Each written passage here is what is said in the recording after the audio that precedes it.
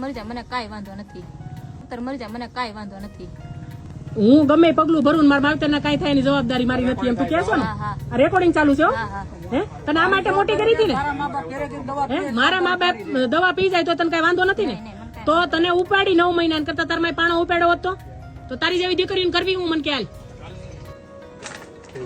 તું ભાઈ આને આખી જિંદગી હાંસવાનો હે? તું આને લઈ જાય આને ભેગો લગ્ન કરી પછી આખી જિંદગી હાંસવી એને? જીનલ ને પૂછું પૂછતી નથી તને પૂછું છું. અને તમારા ટાર્ગેટ જ છે કે આવી ભોળી દીકરીઓ હે આ બધી હિન્દુની આવી ભોળી દીકરીઓ તમે લઈ લઈને હાલતા થાવ એટલે આ બધી વસ્તુની તમને કોણે પરમિશન આપેલ છે કે મૈત્રી કરાર કરીને ભેગા રહીએ કેમ? અને તું કામ શું કરશો મને ઈ કહેતો? તું ધંધો શું કરશો? હે મજૂરી? તાર તેવડ છે અપ્સરા જેવી દીકરીને હાંસવાની? હે તારે લાયક કઈ રીતના છે છોકરી? મને ક્યાં મોઢું જોતા તારે લાયક છે એ છોકરી? તો તને તારામાં કોઈ મળતી નથી?